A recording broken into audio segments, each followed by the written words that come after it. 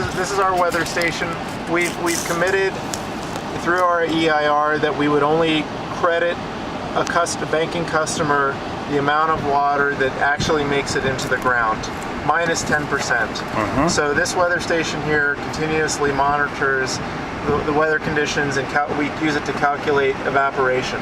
So in the winter months, our surface evaporation on these ponds will be about maybe 3 to 5%. In the summertime, it's 13 to 15%. So we want to recharge in the winter, and luckily that's when the water's available. But so that, the solar panels there is just to power, and there's a evaporation pan over there, and there's a snow and rain counter over there, and anemometer to measure the wind.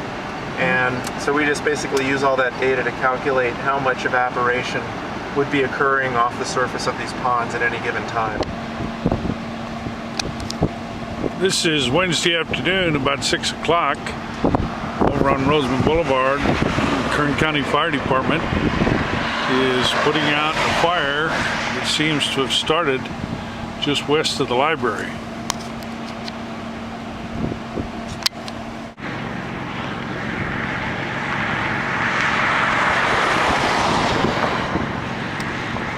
So I have some information from our Parks Department, who has informed me that they're closing all of the community centers in Rosamond.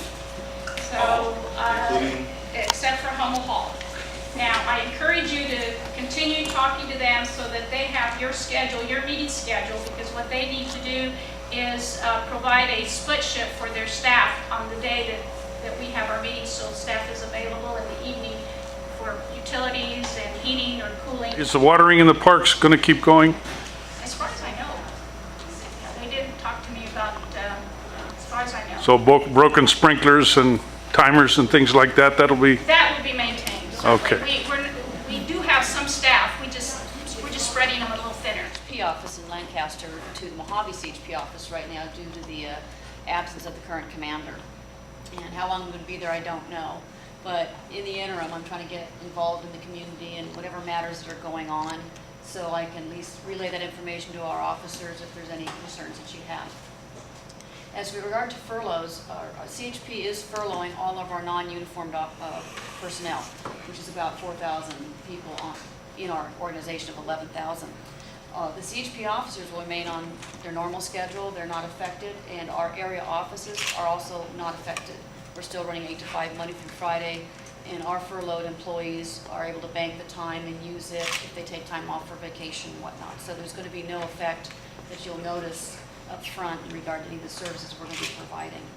But if you have any questions or any traffic concerns, please feel free to call our office and let us know what they are so we can address them.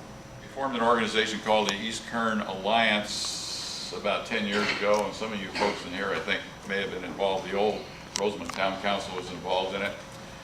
We had a bunch of meetings, and we tried to work with our local legislators to get an enterprise zone. Unfortunately, the state senator who was representing this area at that time also represented the Lancaster-Palmdale area, and we never got any action out of him. We've looked at enterprise zones over the years, and actually they don't really benefit that much. What an enterprise zone is, it's an area that's set aside, and if you bring in some low-paying jobs, the people that bring in the low-paying jobs can get some sort of tax breaks. What we decided to do is something a little bit more proactive, and that is to get everybody in East Kern together and form an organization, which we call the East Kern Economic Alliance, and hire a consultant and develop a marketing plan for this area and actively market this area. We want to brand the area, we want to market it. We feel that we've got a lot of things to offer out here. The area south of us is getting built up. There are businesses moving out here. Rick was on a SWAT call out the other day and actually made a contact that may result in a business moving up here, right? Yep. A manufacturer got to talking to him and said, hey, if you're from Rosamond, how do we move your business up there? So Rick asked me, and I said, get a hold of the Kern Economic Development Corporation. We've worked with KEDC over the years. We haven't had a lot of luck until the last couple of years. Richard Chapman was hired as their executive director, or actually their CEO. He's doing an excellent job.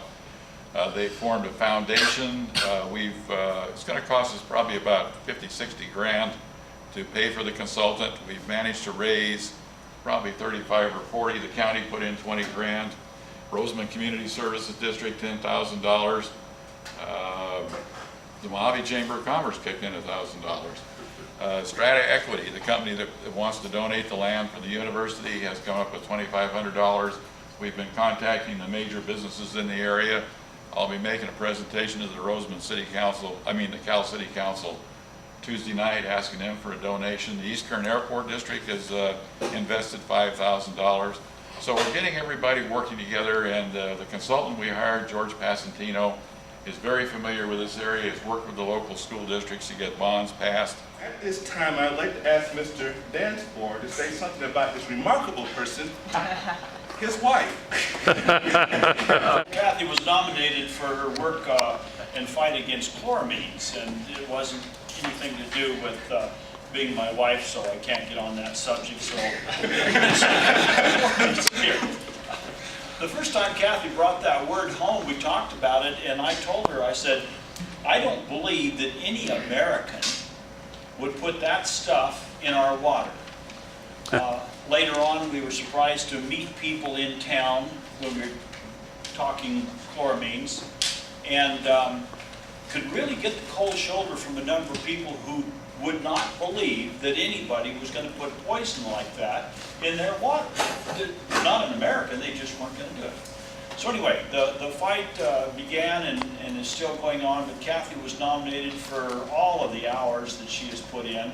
I don't have a number, maybe 60-some meetings that she has gone to. 75. 75. On behalf of the RMAC, I'd like to give this presentation to you, the 2009 Rosamond MAC Person of the Year. Congratulations. Thank you. Really never expected honor like this, and I thank you. This is really a big honor for me to receive this from RMAC. The chloramine story is very simply, I just could not bear the idea of having chloramines in our water supply and have our children drinking lead and copper contaminated water in their schools, in their homes. I could not bear our friends that live in the Antelope Valley to be subjected to this kind of water disinfectant. And I knew that if they really understood what was happening, that they would object. The water companies are not under obligation to make it public to people. They inform you, but they don't ask your permission. And so I said, well, I don't know how effective I will be, but I need to go public and let people know what the problems can be with chloramines.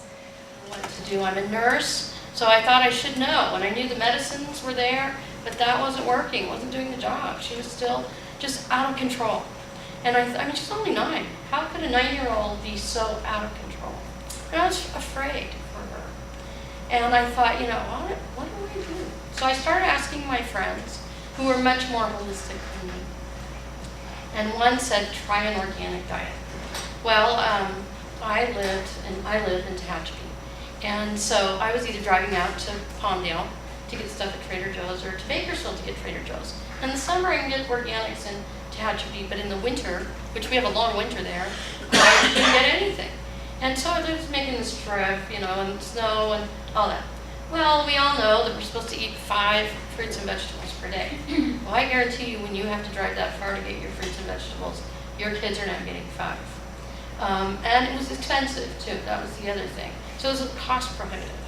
And I thought, I feel like I'm failing this child, and she's bouncing off the wall, and she's doing poorly at school. And one day, a friend of mine called and said, there's these organic farmers that want to come up on the mountain. Would you buy their stuff? And I said, the first thing I said was, will they come in winter? And she said, yes, they'll come year round. I said, okay, sign me in.